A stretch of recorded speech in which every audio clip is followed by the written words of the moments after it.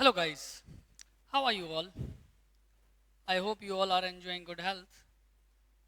Today we are going to start the third chapter of our English. This is Goodbye Party for Miss Puspa TS. Basically, this poem is composed by Nizam Azikil. The poet's name is Nizam Azikil. He's an Indian poet. इन्होंने काफ़ी सारी poems लिखी हैं और mostly इनकी poems होती हैं satirical, यानी ये किसी ना किसी सोशल टॉपिक पर या किसी चीज़ पर इस तरीके से कमेंट करते हैं। इस पोएम में हम पढ़ेंगे कि ये बताते हैं कि how Indian people speak English. Indian people English कैसे बोलते हैं, इन्होंने इस पर ये कमेंट किया है as a secondary language. Because हम लोग हिंदी बोलते हैं, हम इंडियन पीपल हिंदी बोलते हैं, लेकिन इंग्लिश को इंडियन पीपल किस तरीके से बोलते हैं उस पर ये कमेंट इन्होंने इस पोएम के थ्रू किया गया है। It is a monologue poem. Okay,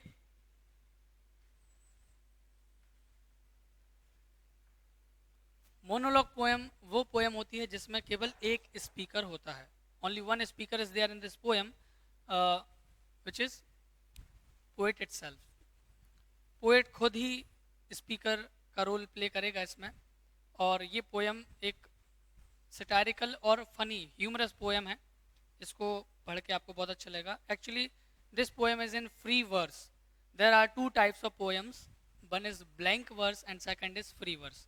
blank verse poem क्या होती है, जिसमें पोएट्री के कोई भी जो रूल्स हैं वो फॉलो किए जाएं, जैसे राइमिंग है और मीटर है। लेकिन फ्री वर्स होती है जिसमें पोएट्री के रूल्स यूज़ नहीं किए जाते हैं, उसको फ्री वर्स बोलते हैं। हम जब इसको पढ़ेंगे तो ऐसा लगेगा नहीं कि हम पोएम पढ़ रहे हैं, है ना।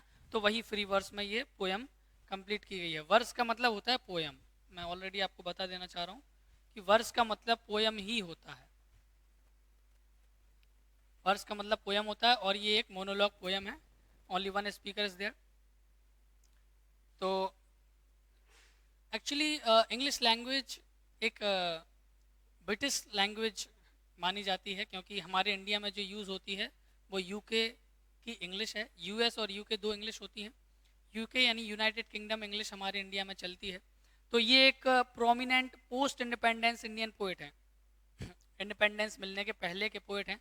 तो उस टाइम पे होता क्या था कि हम लोग हिंदी में ज़्यादा बात करते थे, क्योंकि हमारी हिंदी कंफर्ट वाली लैंग्वेज है, हम लोग बोल लेते हैं अच्छे से, हमारी बोली भी है। लेकिन कुछ लोग उस टाइम पर ब्रिटिशर्स को इम्प्रेस करने के लिए इंग्लिश बोलते थे, इंग्लिश का यूज़ करते थे। लेकिन वहाँ पर थोड़ा सा क्या होता था, एक प्रॉब्लम ये थी कि वो लोग परफेक्ट तो थे नहीं इंग्लिश बोलने में। तो एक टर्म यूज़ किया गया यहाँ पे, बाबू इंग्लिश। बाबू इंग्लिश का मतलब होता है एक ऐसी इंग्लिश जिसमें ग्रामर को इग्नोर कर दिया जाता है, और जिस तरीके से हमारी डायलेक्ट है, डायलेक्ट का मतलब होता है बोली है, उस तरीके से वो लोग उस इंग्लिश लैंग्वेज को यूज़ किया करते थे, बोला करते थे। तो उसी के ऊपर है, स्टार्ट करते हैं। तो स्टार्टिंग है, friends our dear sister is departing for foreign. Miss Pushpa TS का जो भाई है, स्पीकर है, वो उसका भाई है, वो कह रहा है कि फ्रेंड्स हमारी जो बहन है, डियर सिस्टर है, इज डिपार्टिंग फॉर फॉरेन। वो विदेश के लिए जा रही है इन 2-3 डेज, 2-3 दिनों में। तो ये हमारी बोली में आता है 2-3 दिन। कहते हैं ना भाई कब तक आ रहे हो, यार बस 5-10 मिनट में आ रहे हैं, है ना। ये हमारी बोली में आता है। तो इंग्लिश में अगर देखा जाए तो इन 2-3 डेज गलत है, इन 2 और 3 डेज होना चाहिए, तब ये ग्रामेटिकली राइट होगा। लेकिन यहाँ पे चूंकि डायलेक्ट का यूज़ किया गया है, बोली का यूज़ किया गया है, इंडियन नेटिव जो बोल रहे हैं इंग्लिश उसके लिहाज से, तो friends are dear sisters departing for foreign in 2-3 days, 2-3 दिन में हमारी बहन विदेश जा रही है। And we are meeting today, और हम लोग आज यहाँ पर मीटिंग मतलब मिले हैं, टू विश हर वॉन वॉयाज, उसको विश करने के लिए। वॉन वॉयाज का मतलब होता है, वॉयाज का मतलब होता है समुद्री यात्रा, समुद्र के रास्ते जो हम ट्रैवल करते हैं उसको वॉयाज बोलते हैं। वॉन वॉयाज मतलब उसको हैप्पी जर्नी विश करने के लिए हम लोग यहाँ पर इकट्ठा हुए हैं। You are all knowing friends.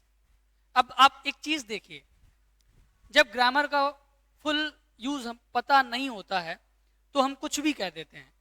यहाँ पे कहना चाहिए कि you all know very well, आप सब लोग जानते हैं बहुत अच्छे से, लेकिन स्पीकर कह रहा है यू आर ऑल नोइंग, आप सब लोग जान रहे हैं।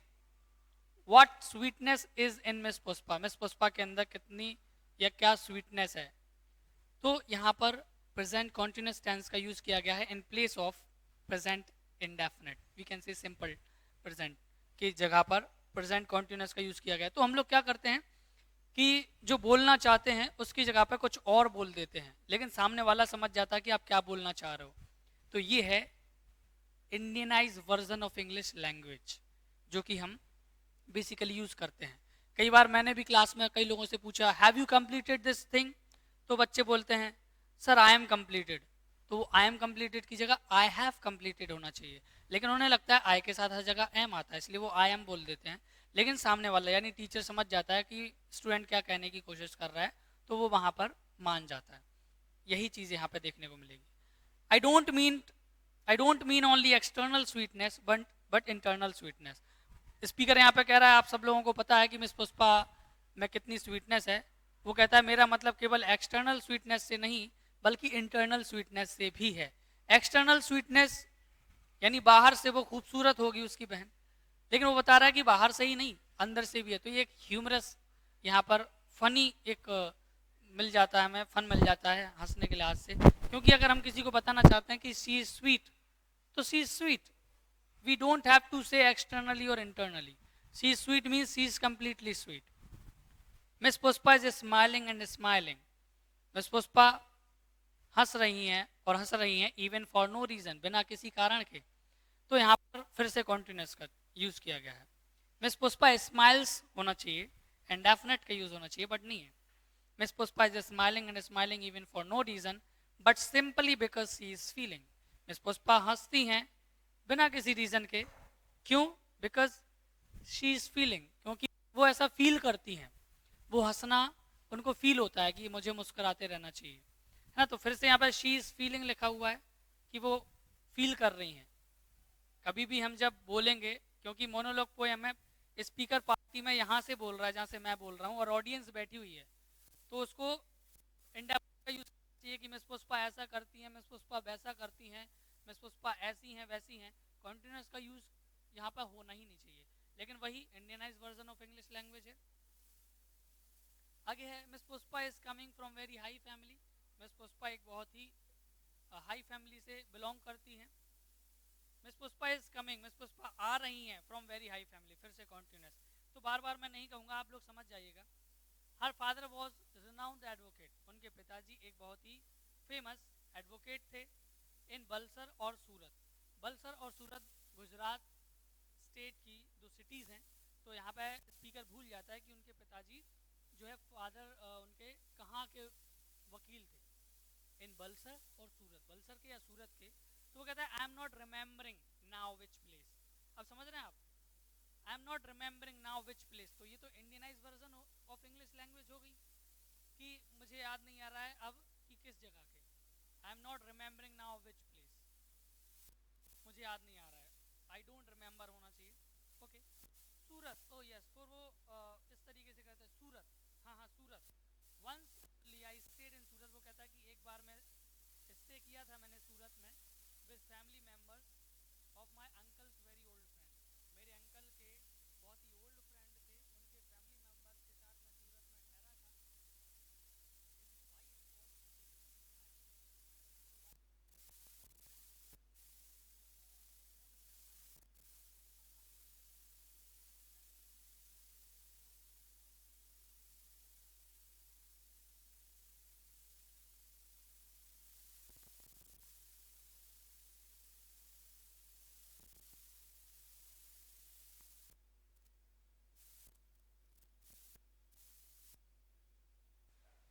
था। तो ये नहीं होना चाहिए कि his wife was cooking nicely, his wife cooked nicely होना चाहिए। दैट वॉज लॉन्ग टाइम एगो, ये बहुत पहले की बात है। तो यहाँ पे भी थोड़ा सा एक आपको फन मिलेगा कि किस चीज़ के बारे में बता रहा है। मिस पुष्पा के लिए उसने पार्टी अरेंज करी है और वो पहुँच गया दूसरे टॉपिक में कि मेरे अंकल की मेरे अंकल के फ्रेंड, ओल्ड फ्रेंड की वाइफ बहुत अच्छा खाना पकाती थी, बता रहा है कि उसके पिताजी सूरत के रहने वाले थे और टॉपिक को कहीं और ले गया. Coming back to Miss Pushpa पर वापस आते हैं. She is most popular lady with man and also ladies also. अब देखो, she is most popular lady, वो बहुत मोस्ट पॉपुलर लेडी है with man and also ladies also, with man also and ladies also. तो कह सकते हैं कि she is most popular lady among people, है ना. मैन और वुमन को अलग अलग बताने की जरूरत यहाँ पे नहीं है. It's okay.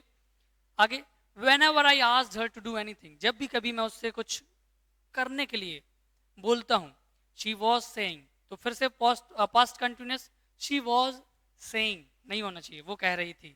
होना चाहिए she said या responded या replied, कुछ भी हो सकता है, but she was saying नहीं. लेकिन यहाँ पे यूज किया है क्योंकि वो बता रहे हैं कि इंडियन लोग इस तरीके से इंग्लिश को बोलते हैं. Whenever I asked her to do anything, she was saying, just now only I'll do it, कि लो अभी कर दूंगी, अभी कर देती हूँ. That is showing good spirit, और ये चीज उसकी गुड स्पिरिट शो कर रही है कि जब भी हम कभी उससे कुछ करने के लिए बोलते हैं तो वो कहती है कि just now only I will do it, कि मैं अभी इस काम को कर देती हूँ. तो ये उसकी गुड स्पिरिट को शो करता है. I am always appreciating the good spirit. Speaker यहाँ पे कह रहा है कि मैं हमेशा गुड स्पिरिट को अप्रिशिएट कर रहा हूँ. आई एम ऑलवेज अप्रिशिएटिंग, तो ये फिर से गलत हो गया. होना चाहिए I always appreciate the good spirit, मैं हमेशा अप्रिशिएट करता हूँ गुड स्पिरिट. आप लोग जो भी क्वेश्चंस के आंसर लिखते हो जो आपको याद नहीं है, वो आप Indianise version of English language में लिखते हो क्योंकि वो ग्रामेटिकली रॉन्ग होते हैं, लेकिन आपको लगता है कि आप वो सही लिख रहे हैं. लेकिन उनमें यही प्रॉब्लम्स होती हैं. कोई सा टेंस यूज होना है, आप कोई सा टेंस यूज कर रहे हो, कोई सी हेल्पिंग वर्ब यूज होनी है, आप कुछ और यूज कर रहे हो, लेकिन आपका मतलब वही रहता है. पढ़ने वाला समझ जाता है लेकिन वो ग्रामेटिकली रॉन्ग होता है, तो उस चीज पर आपको फोकस करना है. Miss Pushpa is never saying no, वो कहता है कि मिस पुष्पा कभी भी ना नहीं कह रही हैं. होना चाहिए Miss Pushpa never says no, Miss Pushpa कभी ना नहीं कहती हैं. वॉट एवर आई और एनीबडी इज आस्किंग. अब देखो यहाँ पे वॉट एवर आई और एनीबडी इज आस्किंग, कुछ भी मैं या कोई और पूछ रहा होता है, she is always saying yes, तो वो हमेशा हाँ कह रही होती है.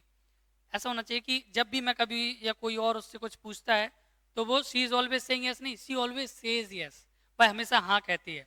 एंड टुडे, और आज, she is going to improve her prospect, और आज वो अपने प्रोस्पेक्ट को इम्प्रूव करने के लिए जा रही है.